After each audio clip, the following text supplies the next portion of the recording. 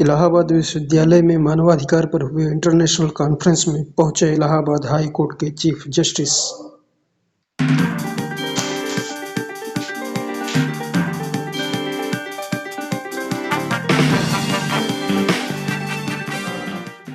My brother from the guys, please, from the guys, नमस्कार। और मैं कई जगह घूम के आया हुआ, आप सत श्री अकाल कहते हैं। पंजाब में तो से Sat Sri Akal coffee to all.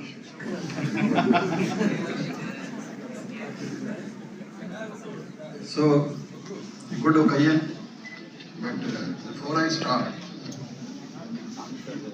Professor Jayashankar had given a very brief introduction, as he said.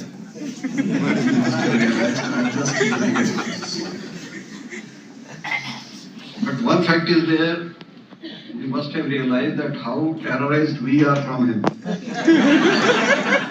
They are not for speaking. We can write, if you give time, maybe 10, 20, 30, 500. We have seen the judgments of the Supreme Court running into full volume, 700-800 pages. The features you can see without any paper, without anything. Professor Jayashankar told you the history from, I think, total. That's he, and this is what he said, that he has not read anything. So now you can imagine if he had spent some time in reading, so he knows everything by heart because he is involved in things. That's the difference. And with this lecture and then thereafter, Dr. Shikhar Ranjan's detailed note of all human rights, all conventions, I think nothing is left to be spoken. And as per time also schedule, if you see as per schedule also, that time is over. But still, I have been invited. I think I feel honored to be there in this international conference, coupled with 150th year of the Faculty of Law. It's a great event. Very few of us must have been here on this great occasion, and very few faculties, I think, in the country have such a long history, such a long heritage. We have. But if you celebrate any occasion as is 150th day, we need to introspect also from where we started. What was our goal? Where we have reached? Where was deficiencies? And where we have to correct and where we have to reach. I think as we all know, there is always a place at the top. So we should aim that we should be at the top. And this is a historical city, Sangam, and with that I think freedom fighting also, this city was very important for our country. Mr. Shikhar Ranjan has given you the details, and Professor Jayashankar also, that how fundamental rights and all that, this whole process started before independence only. So this is one of the place, and you all see that how much the lawyers had fight out for our independence, selflessly. History is there, 1866, I think, Allahabad, and thereafter I did not go into all this. And he has also given in his lecture a lot of names who were all alumni of this great faculty of law. So you have seen how much good students, good people this faculty has produced. And you should always be the new students we have. I think you should all be proud of it that you are part of this great institution. And work and put more hard work, basically, to bring this institution at the top. Because it is you only who can bring it at the top. If we see at present, we have one Chief Justice, one Supreme Court judge from here, who has studied law here, and 29 of the 100 judges we have in the High Court. So 29% judges are from this side. So in the future you can be one of them. You have to aim for that. Now, Human Rights Day. Today also you must have read the newspapers. One of the news, I think the students must have seen, if anyone of you can just share what was the news pertaining to human rights. one of the main issue if you have seen the newspaper. This is the one part I think the students should read the newspaper. Because unless you are aware of what is happening in the society, you may not be a good advocate also. You must have read the news about the status of women in the army. Some case in the Supreme Court. Did you see that? So this is one of the main factors in our human right. So you can be aware of, you should be aware of what is happening around. It's very important. Regarding human rights, I think much has been said in detail. I will not add that. But this is a birthright basically. It's not defined under any law. Every human has these rights. Not to be read anywhere about all this. And some of the fundamental which have been written everywhere or which are understood, the food, education, health, work and liberty, these are stated everywhere. Regarding Universal Declaration of Human Rights, that has already been covered in detail. It has 30 articles. 1948, we are celebrating 75th Human Rights Day, and coincidences, we are celebrating 75th years of our independence also. So just see. And 48, this resolution was passed, declaration. And in 1949 only, you see, 50, we became a republic. So you just compare, this declaration has 30, and majority of them find mentioned in our constitution, in the fundamental rights. So from the very beginning, we are in for this, that yes, we need to preserve the human rights, because these are all part of our constitution. And what I read is 193 members of states of UN have signed this. This is, I think, rare. For all declaration, all states are not the signatories. Now if you compare, there are a lot of articles which are equivalent. I will not refer to them. But role of the Supreme Court, Professor Jayashankar has mentioned you. Swami judgment is right to privacy. Then Lata Singh's case, and there are many cases, you see. And in some areas, I think it started with some amendments.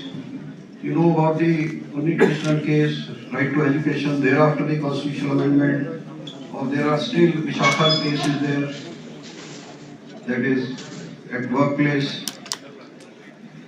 So there are some cases where the Supreme Court had intervened, as Professor Jayashankar shared with you that the Supreme Court is also using the word human right now in the judgment. And if you see the latest one in 22 only, right? It was a right to property case, that no one can be dispossessed of his property without due force of law. That was also related with the human right. So this is how it is expanding. If you proceed further, there are many other important judgments. We have seen the third gender case of the Supreme Court, where the Nalsa fought for it. Triple Talaq is another equality part. Street vendors case, because they also have a right to life, right to livelihood. But it took a lot of time for the law to come. Then Sabarimala is there, then the permanent commission in army is also, this is one part which is going on still. So these are cases where the Supreme Court had to intervene to ensure, to give life to the words which are there in the Constitution, or the fundamental rights, or the human rights declarations. We had Article 32, 226 courts. There is no problem in that. But still, the Parliament thought of creating an independent for enforcement of these rights, so that you can have effective remedy, more effective, more useful remedy. So Human Rights Act was enacted in 93. And the object also says for better protection of human rights. We have now in 26 states, if you visit the website of the National Human Rights Commission, you will find a lot of material on that and advisories for different areas, different type of people, of the workers, different category of people in the society. I touched some of the issues in that. I was reading one of the articles. It's related to right to life. Food, we know, is the basic human right. This is point 1. human right also. There is a report of Stockholm International Peace Research Institute. The spending on arms and ammunition in the world over in 2021 was $2,113 billion. And our country also spent around $76 billion. And as the figures given to you by Dr. Shekhar Ranjan, there are about 700 million people who live below $1.50 a day. And about 3.4 billion who live $3.20 a day. You see, we have peace in the society, peace in the world. And spend this amount to give food to the people, I think we can reach anywhere. So there is some need of thinking on this side. And along with that, what the figures show, 1/3 of the food grown is wasted. And we know how it is wasted, we all see all around. And out of that also the figures show about 14% is wasted between harvest and going to the retail only. So this is where we are wasting also and where we can divert our energies and make a world a peaceful place to live in. Recently you must have read G20. The word is very popular now. We are all literate, means books, not literacy otherwise. There are many factors in literacy also. So I think one of the most powerful group in the world, which has its members, which control 85% of the GDP of the world, 75% of the trade, and 65% of the population. India got its presidency on December 122 for 1 year. And the theme given by India is, this time is Vasudevaya Kutumbakam. This is Maha Upanishad. We have just got it. And if you break this in Sanskrit, Vasudeva, Vasudha is earth, Aiva is life, Kutumbakam is large extended family. This is what we say, one earth, one family, one future. So idea is to make this world a better living place. This is what message I think the India will give in this 1 year to the entire world. And if you go to Article 51 of the Constitution, which is part of the directive principles, in our Constitution also this all is provided. I'll just read that. 51 is promotion of international peace and security. This is our directive principle. The state shall endeavor to promote international peace and security, maintain just and honorable relations between nations, foster respect for international law and treaty obligations in the dealings of organized people with one another, and encourage settlement of international dispute by arbitration. Just see, 48 also we talked about all this. And we are moving towards that. And what our Father of Nations said, a day will come when the world will approach India in its quest for peace and India will become the light of the world. This is what is happening. We are seeing the things changing. Our forefathers, Mahatma Gandhi, he could foresee this at that time only. And I think in coming year we will show the world that how we can reach or we can attain peace in the world. And Vasudeva Kutumbakam, I think we have all seen the trailer of this in the COVID times. How we all have to help each other and for this pandemic, I think for which everyone in the world was having some reservation that how India will do it. We have seen food being provided maybe by the people, maybe by the state, the basic thing, and the preventive medicines also, whatever is there. If you see the violation of human rights across the world, now Mr. Shekhar Ranjan has given you the details, but there are a lot of violations in Libya, Syria, China also, Ukraine war we also know, in Afghanistan. These are to be taken care of by the world. Maybe in the next coming year, in G20, we can have some good result out of it. We, in part of our duty, as part of our duty, visit jails also. And we see a lot of violation of human rights in the jails, the conditions in the jail. I think a lot of work is being done on that and these need to be informed, improved, because they are also human beings. Maybe for one reason they are in jail, for for violation of any law. There are issues of custodial death also, some interrogation, and one. But I had felt I made in 4 states basically before fourth. This is fourth one. You all must have read. So the violation of in West Bengal, there was a lot of violence at the time of polling. So that is another violation of human rights. That you don't allow, or there is some issue with reference to exercise of funds, franchise of vote. I can also share on another. We have seen violation of these human rights in orphanages also. If you go, you will find maybe inhuman living conditions. I think the students also should visit these places. And in one of the orphanage I went, there were young children only. The idea is not to just give them food and maybe some elementary education. And I had interacted with them that what do you want to become in your life? They said we'll go to army. They were so motivated because it was some border area.